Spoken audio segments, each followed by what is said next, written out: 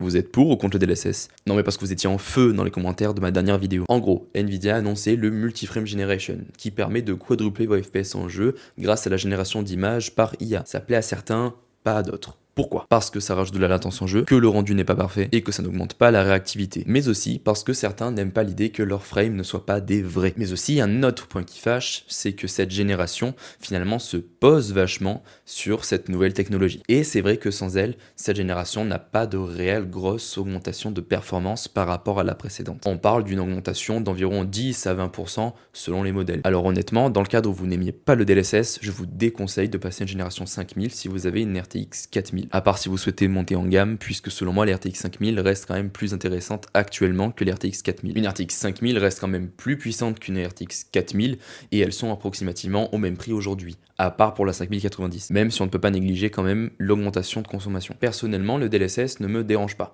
à condition qu'NVIDIA n'en profite pas pour augmenter ses prix. Et après, à voir aussi si les défauts d'image sont si importants que ça, et surtout comment cette technologie va évoluer. Au final, on en revient au problème de miniaturisation des composants, qui devient de plus en plus complexe, voire impossible. Et n'hésitez pas à me dire ce que vous pensez de ce DLSS ou même de cette génération en commentaire, ça m'intéresse beaucoup.